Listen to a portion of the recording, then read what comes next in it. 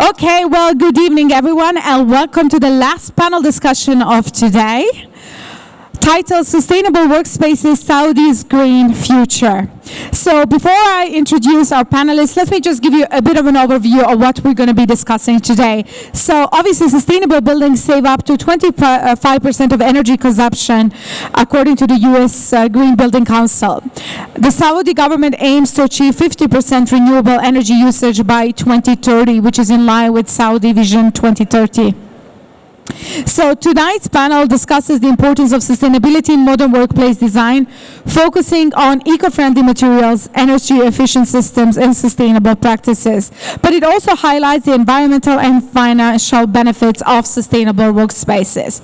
So we're hoping that by the end of today's discussions, our key takeaways will be to understand some of the principles of sustainable design and its long-term benefits, and explore practical ways to implement sustainability in office spaces, all while looking at Saudi and initiatives that are coming from the region as well. So without further ado, let me introduce our today's panelists. We have Dina Murli, founder and design director at Diza Design. Dina, come and join us. Dr. Ahmed Qassam, assistant professor of industrial design at EFH University. Dr. Ahmed, join us. And Hani Abdel Razak, Director of Sustainability at IESG as well. Welcome on board.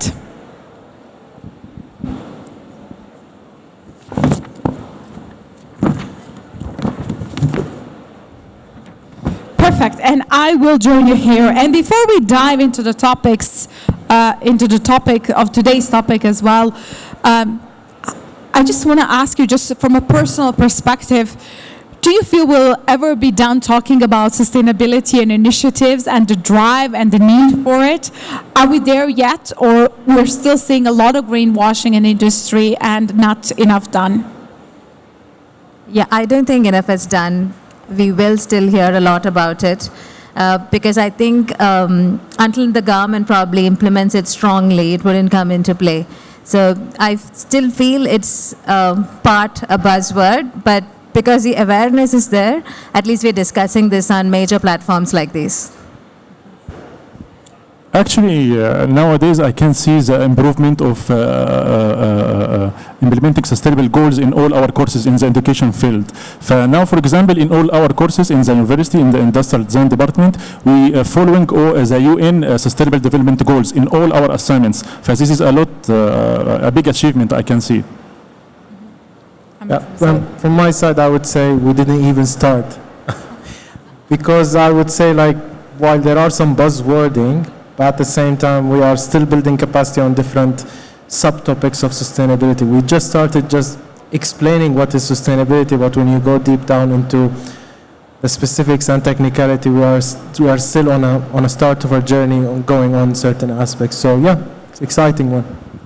So we're just getting started on that. Okay. So which brings me to our first topic as well. How can companies incorporate globally recognized certifications such as LEED? And, you know, more prominently, we're now also talking about the well building standard, not just only looking at sustainability from a building perspective, but also occupiers as well.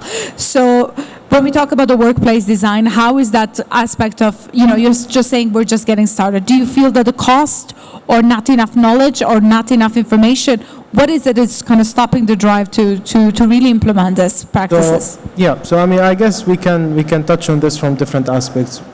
The key, let's be realistic, the key driver of certification is, I would say, in very full honesty, is the market recognition before actually the full kind of tangible impact on sustainability. And that's great because actually it's driving the agenda. But it comes with a price. And this price needs to be kind of dismantled a bit to build the knowledge on how this price is giving you some added value either on the short term or long term.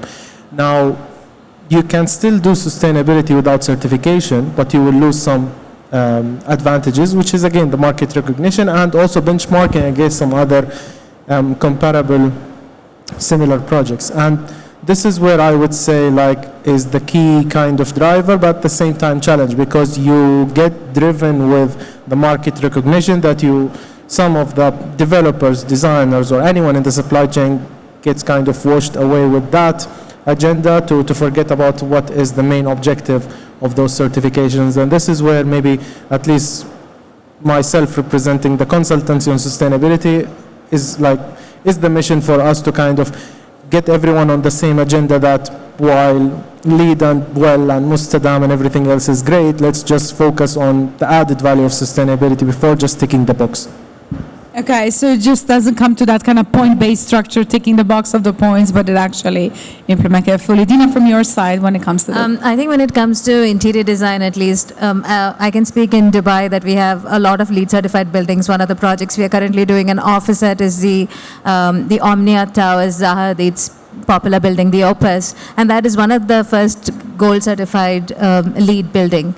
Well, while working in that itself, it's a lot to do with cost, definitely, but this is something I feel in the future we will overcome.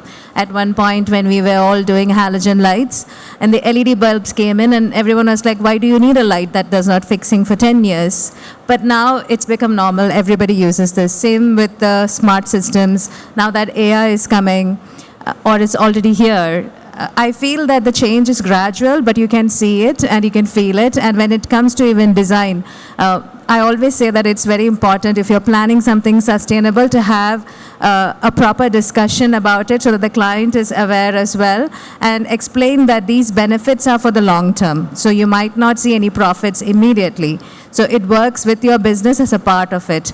For instance, investing in not fast furniture, but durable, good quality furniture. It would last you from one office to the other. This is something we had a very recent discussion on as well. Thank you, Dina, and I'm glad that you mentioned fast furniture because, you know, up until now we had a discussion about fast food and then about fast fashion, and now there is a terminology of fast furniture, because how many new chairs can we launch every year at Milan Design Week as well? And is that in itself sustainable as well? Which brings me to you, Dr. Ahmed, and obviously you are heading industrial design department at your university. So when Dina mentioned also longevity, that's something we had a discussion about, that sustainability really starts at the core with manufacturing and when that kind of mindset on when it comes to the product design. So what drives your curriculum in that sense, and what can you share with us? Sorry. See, I got excited.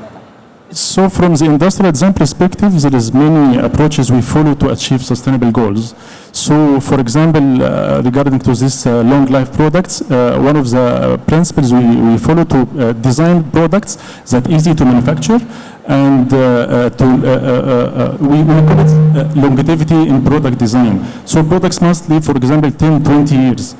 But changing the product every and each year, it's not following sustainable goals. Another aspect is to make the product easy to disassemble. So after the life cycle of the product, you can disassemble its parts and reuse or recycle these parts in different new products. And of course, before the design, we look for sustainable material or renewable material, which achieving the sustainability goals. This is the direction we follow to achieve these goals. Yeah.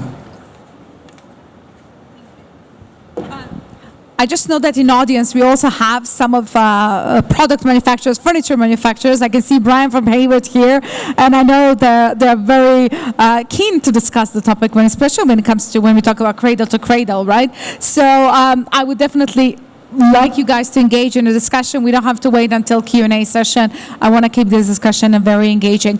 So when we talk about Saudi, and I want to make it a little bit more Saudi specific as well, and Ahmed, maybe we can try start with you. What are some of those specific steps that you feel that Saudi's businesses can take? You know, we talk a lot about Saudi Vision 2030, right? So there is a document, but what are those actionable steps that we need to make?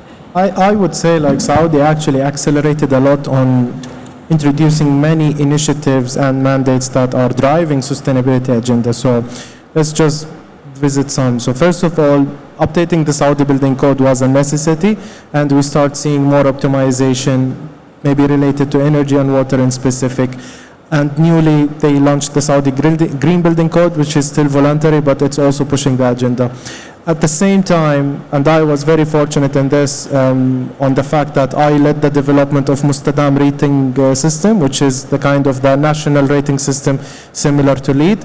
And that was one of the greatest successes for me personally, because in starting this mission with the Ministry of Housing by simply just developing a rating system that can enhance housing sector to become more sustainable, and then changing the whole agenda to introduce a new voluntary rating system that tackles all different typologies is a great success. And the way we measure success is simply by how many people got trained. So I think I counted in a year and a half or less than 2 years, we trained 3,500 engineers. And at the same time, this concluded also to seeing Mustadam getting mandated by different giga developers.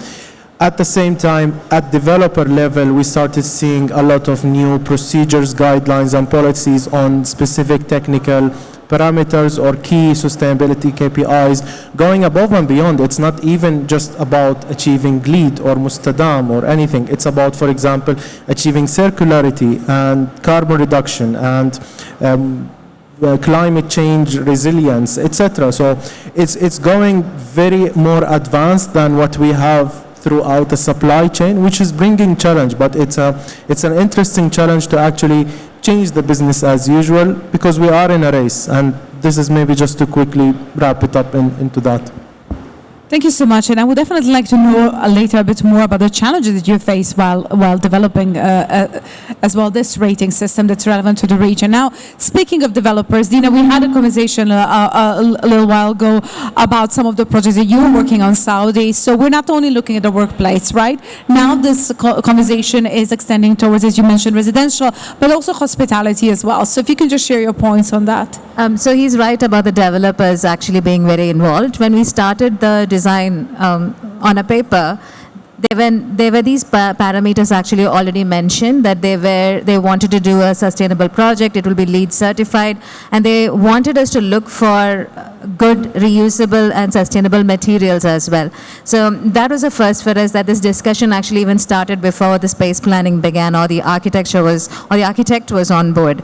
So I think Saudi is in the right direction, and you can see the changes being implemented fast. We were going through the building code as well. Even if I may add, the way they want the architecture to develop and how the local heritage is kept intact, I would say, when it comes to the architecture and the first space planning. This is really commendable. So I think we are on the right track, and even though, as I said, it is certain times it's just a buzzword, but I feel with the government so involved in the Vision 2030, we are looking at a brighter, better future. Okay. Thank you so much. And Dr. Ahmed, obviously we talk about industrial design, we talk about the product and manufacturing as well. Hani mentioned here about the circular economy, and mentioned about that when we mentioned about that cradle to cradle. How do you think that's important, and do you think Saudi has enough resources to support that? Because we've seen in some other parts of the region, when we talk about recyclability, sometimes those products have to be shipped somewhere else to be fully recycled and reused. So do you feel that, Saudi is having that proper structure in place, or it's still evolving? Yes, we can support the Vision 2030 when it's come to renewable energy and sustainability in different ways. We have done a project a few months ago with the Industrial Design Department in Alfred University with a workspace company, and we implemented cutting-edge technology, which is smart materials. We call it piezoelectric material, in designing the tiles of the workspace, which is turning all the movement into electricity. We were trying, it was from their requirement to achieve or to use renewable energy in the design of the space. We use this cutting-edge technology to achieve this renewable energy thing by doing these tiles which turn any movement into electricity. Another way to use local materials, so it helps in reducing the carbon emission, transportation and these things. Perfect, thank you. Brian, can I put you on spot since you're here and we had a discussion bit on, can I add the mic as well, just to add on this discussion as well, because obviously, yes, we can talk about what's done in regionally, but also when it comes to global manufacturers, there is that sense of responsibility of what we're doing as well. So we had a recently discussion about when it comes to net zero as well, how important that is for someone like Hayward as well, and if you can just share your thoughts on that as well. Yeah, thank you for the opportunity to speak, but I'm also encouraged just to start with what Professor Ahmed said, because I actually graduated in product design myself too many years ago that I want to mention, but there wasn't a huge drive for sustainability, recyclability when I was in university, so it's quite encouraging to see that that's one of the key principles. But also for your students, what will be important is that they will really have to develop products with that mindset if they want to move into the professionals, certainly with a large global manufacturer, because for us, we have our carbon net zero goals for 2030 and 2050 as a global furniture manufacturer. So every single product that we develop right now has to meet those specific criteria. The one area where I think in this region we do need to look at is what do we do at the end of life cycle. So we have programs that we're seeing successfully rolled out across Europe.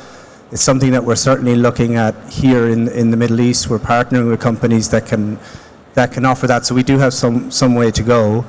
I guess the question I have for the panel would be, we often, and Dina, I'm sure you work on projects where the beginning of the project there's credibility and credentials that are required to get pre-qualification, and then you go through the entire process. Somewhere along that process chain, and maybe Hani, you could help me with certifications that are required, but somewhere along the process it can get lost, and maybe it comes down to cost, maybe it's sourcing, but you end up with a project that doesn't actually meet what was the initial promise. And sometimes it's budget, sometimes it's fast furniture, sometimes it's timelines, and that's where I think we maybe come unstuck on 2 points. Is one, whether the project is completed with the original and initial goal, and two is the end of life recyclability and what we do at the end of that project and the end of life. So I don't know if anyone has any comments on that. If I can start, maybe. So we are facing this challenge almost on every single project, just to make it more exciting. And the main factor I see is simply that the decision on starting an idea of a project and investment is disconnected from sustainability. Simple. Because the fact that, for example, as sustainability consultants, we jump on certain projects at concept stage, I would say half of the opportunity of doing something sustainability is already lost.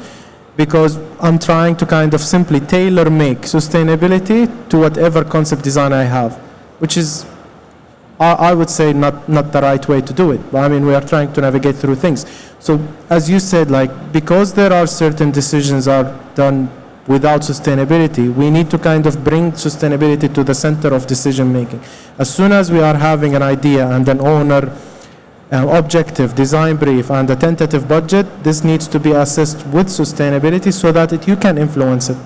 But at the same time, maybe going a bit more into details, when you think about sustainability certification and there is a KPI of just achieving LEED Platinum or whatever, throughout the process you start kind of falling apart on certain requirements because, again, those were not assessed properly from the initial stage, and you are trying to introduce new capex which you couldn't consider, and you will struggle to fit within the certain project design objectives or budget, or again simply finally supply chain. So those all needs to link to each other. I can't just demand net zero energy, carbon and waste on a project without understanding what the supply chain can offer me. And the supply chain has a lot of new innovative solutions, but those come with a price right now because those are not the business as usual. So if I want to achieve this aspiration, I need to think way long term, and that long term needs a capex. Simple. Dina, from your side, anything to add? I would say it's the budget. That's the reason I said if we are planned earlier, because many projects actually start off without an idea of a budget. Until unless it's a larger corporate-run project, getting the word sustainability even into the planning stage is unheard of. So when it's a larger project, they have their CSR initiatives, their KPIs and their targets to meet, and they would well be aware of sustainability. But when it's smaller projects, it's only based on budget. So if there is an initial planning and an initial knowledge of what the budget and timelines are, I think it is possible. And I think we're looking at a brighter future now, hopefully. We have started many projects with the intentions that we need to achieve sustainability at some point, whether using recycled material or make it easy to disassemble at the end or whatever. But it always stops. Sometimes because of some customer design specific, the customer requirements that stops us from achieving this, or some restrictions in the manufacturing process. But I think if we have enough budget, it will be easy to overcome these restrictions. I think, yes, it's mainly budget, but if you have the budget, I think it will be easy, because with budget you can solve, for example, these manufacturing restrictions. You can get whatever machines you need to achieve this goal. Same with the customer requirements. If the customer put for you some design specifications that will prevent you to do some sort of recycling or some sort of innovative idea, with budget you can achieve it. I say yes, as they have said, budget, but under budget there is many small problems, but budget can solve it as well. It's budget.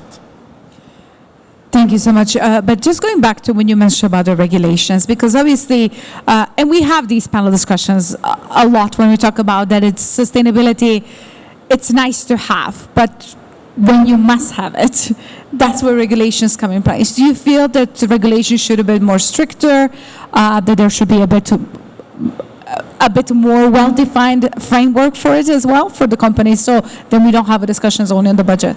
Yeah, so I guess it's three things, and you can't deny that regulations and enforcement drives more integration of sustainability. We have seen this successful in different geographical locations, including here in GCC. The fact that, for example, Abu Dhabi introduced Istidama back in 2010, it took the market by storm. I can tell you this because I remember like all contractors freaking out on how to even price sustainability, and the market took a hit of actually like a bit of more markup on the budget of things. But now everyone is much more educated, and Istidama is becoming a business as usual for every contractor in Abu Dhabi. So you actually solve the problem by introducing a new policy. The same thing here by actually finally mandating a more rigid process with Saudi Building Code, although it's still in a very kind of light sustainability integration, but it's making a different purpose. Maybe moving a bit far and looking at Europe and bringing circularity again to the subject, we see how different suppliers get penalized by paying more for waste collection or disposal rather than collecting those and repurposing it or taking it back to the closing the loop, let's say. And this is something we have a gap in here in the region generally, and we don't see that driver of actually every entity in the value chain to kind of act on their waste. And this is where we are struggling to close the loop and also to handle waste. So if we can either incentivize or penalize, we will definitely solve something here. So, and it all goes to regulatory arm, and they are powerful. And I like when you mentioned about reusability as well, because obviously we talked on one of the panels before that pretty much we don't have that second-hand market developed here as well. And we know some global manufacturers, they have these re-entering programs where they actually take back old used, if it's a furniture or flooring, but these are, products that come with 10, 12 years of warranty as well. So Dina, just to talk about reusability, and I know we're moving maybe from workplace to hospitality, but I think it's always a great example to talk one of your hospitality projects where you managed to actually reuse 70% and that project actually won the best refurbishment hotel of the year, just by the fact that, it wasn't about throwing things away, but repurposing and finding them the new way. So if you can share that with us and the client's vision as well. So we did that with hospitality, also with office. We did the headquarters for the Bank of Baroda, and they actually had used furniture, which we then checked how well it would be, repurposed them to actually be in their boardrooms as well. So that is something I think not many people look at. Most people like to discard because there is no second-hand market. There is no need for this, I feel, because everybody wants it fast, new, better. So if there was some way of cost saving, and they would think that probably by reusing, they're actually ending up spending even more because that furniture piece needs to move from point A to point B. In our hospitality project, the client was kind enough to actually allow this to happen in their basements. So we repurposed the entire unit in a joinery in their basement itself. So again, we saved on the carbon footprint. There was no transportation issues. So when you take that, it is a huge challenge because I feel many a time you want to repurpose and recycle, but you don't really have the means for this. You'd end up spending even more probably repurposing. But we've been confident and we've been lucky to achieve this in our workspaces as well as hospitality projects. Okay. Okay, Ahmed, from your side, anything to add on this particular topic of reusability? See, in our field, the sustainability become a trend now. And because there is a new rule in the education field that enforces us to achieve sustainable development goals in our courses, it become now like something we do every day in our studios. For example, in materials and methods course, we enforce students to use recycled plastic bottles and turn them into filament in 3D printers, for example. And we do this with many other materials, but because there is now a rule that enforcing you to do this. Recycling and reusing materials, it's become part of our studios now. Perfect, thank you. And I would like to just kind of keep discussion fluid and just to open discussion to the floor. Do we have any questions, any comments or insights that we can share? Yes, go ahead. Hi, my name is Marcus Lee. I'm from Malaysia. We are one of the exhibitors in Hall 1. I've got two questions for the panel. Question number one, how are Saudi Arabian firms addressing water conservation and waste management in their office settings? Question number two, are there specific challenges unique to Saudi Arabia that affect the adoption of green building standards and sustainable office practices? Thank you. Thank you, Ahmed. I feel we can start with you on this one. Yeah. On the first one, in terms of water and waste, I would say it's currently more driven by initiative. And those initiatives are very limited, to be very honest. And what we have been seeing, there is, again, a bit of a gap on the infrastructure, because what we are trying to achieve on certain either fit-out projects or even just general construction projects to kind of divert from direct potable supply to TSE, and some of these are existing based on the supply available from the authority, but it's not necessarily accessible to all types of projects. There are certain really interesting initiatives on grey water collection, which are again driven by really kind of creative designers and contractors, which is solving some purpose, but not all. In terms of waste, the bigger struggle is the kind of link between all kind of end users or involved parties in the whole kind of value chain of waste, from the waste generator to the waste hauler to the end party of recycling, and those are having some kind of disruption. And we don't have full operational recycling facilities to kind of tackle all different waste streams. And this is becoming an extra challenge on actually achieving those targets. Luckily, PIF established CIRC, the Saudi investment recycling company, if I mentioned that correctly. And they are actually on a massive budget to upgrade the overall waste industry to answer for such demands. I think let me just cover the first question and leave the second one to someone else. Sorry, your second question was?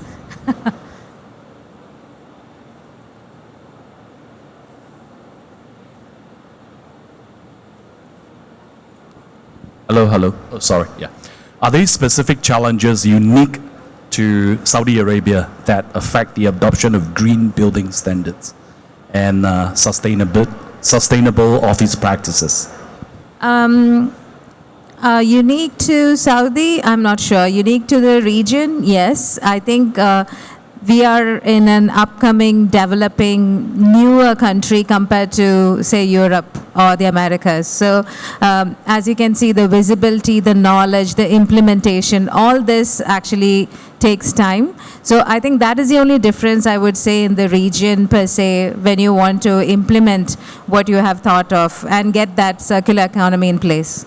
If I can share just quickly something, I'm sorry for interruption, but on Saudi and green building specific, what will kind of be publicly kind of tangible or visible, or you can rely on some data, is that considering the massive scale of development and mega projects that we have here in Saudi, you will start actually seeing many more green buildings actually get either promoted, certified, recognized. Because again, right now, the agenda of every single major developer, not necessarily PIF related, even private developers are pushing the boundaries to compete and go above and beyond on sustainability because it's driving more business demand. For example, Laysan Valley, it's a private developer. They have a very interesting kind of mixed use or mainly office spaces, and they want to attract international tenants. And most of the international tenants, whether Microsoft, PwC, or anyone else, they have specific policies that those spaces needs to achieve zero waste, LEED Platinum, etc. So it's driving the market to respond to that. So I would say in less than 5 years, if you look at the statistics, Saudi will have the highest number of green building offices or buildings or assets generally compared to any other GCC country. Thank you. That was a very interesting point. Ahmed, from your side? Nothing to add, but I can agree with Mr. Hani in whatever he said, that water consumption projects now is initiative driven, and I can see many firms in Saudi Arabia now going through these initiatives, changing their entire pumping system, adding this new smart faucets, adding this new filtration system to use the water in agriculture or whatever. It's initiative driven. This is what I wanted to say. Perfect. Thank you so much. Do we have any more questions, comments, suggestions? Yes, Brian, go ahead. Yeah, I just wanted to touch on what Hani said earlier about regulations. There's a couple of really good examples of that in Europe, where the French government, for example, any public offices, they brought in a regulation that 50% of the furniture has to come from a second life refurb, refresh. So in a short period of time, what you saw is every manufacturer in France all of a sudden had to open a second plant to bring furniture back in, refresh, refurb, including ourselves. And in a very, very quick turnaround, all of a sudden, to win business with the French government, you had to have that program in place. So regulation can speed things up if it becomes a necessity. The other one is the European Parliament. When we did their headquarters in Brussels, 16,000 pieces of furniture. And part of the scope of work was you had to find a second life for each piece of furniture, or in our case was to donate those furniture pieces to schools in Africa. So there's a lot of both client-driven, as you mentioned, Hani, and also government regulations that can speed things along, as we've seen in other markets. Yeah, and maybe thank you for sharing that actually. So I guess some of those can be used as best practices that we can adopt here, but not necessarily everything can just simply work. For example, in London, we see a very rigid approach of actually proving the carbon footprint impact of retrofitting one of those kind of legacy buildings compared to developing or demolishing and developing new, which is great.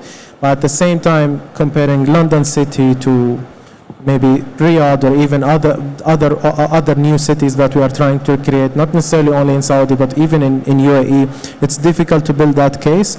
But I would say soon we will start seeing more attention into the existing assets, because we started having aging assets that we need to act on. And the problem is that I don't think that we have considered circularity that strong throughout like the past, 25, 30, 40 years, because simply we are constructing using material that lasts for 80 or 100 years with a tentative of service life of an asset for 50 years, but we see that by 20 years we are demolishing everything. So we are just simply actually investing and wasting our money in all of that. So there are some kind of, I can't disclose more, but there are some talks with certain authorities about introducing new rating systems and schemes that will help assessing more these existing assets from energy, water, waste, and carbon before doing anything, or first of all, by renewing the permit, or for example, for any renovation activities. And this is not necessarily only in Saudi, but also in other GCC countries, which is great, because it can also tackle the existing assets, which is something that we are all struggling with, even on like the office refurbishment side of things, where, for example, if we are trying to integrate some green building rating system aspects, we struggle with half of the requirements in a very kind of 30 years old building, because we simply don't have nothing. So, yeah. Sure. Dina, anything to add? No, nothing. Perfect. Ahmed, okay. Okay, let me just see if we have one more question. Do we have more questions? Okay. Well, on that note, I would like to conclude today's panel, and thank you so much for joining us today. Thank you so much.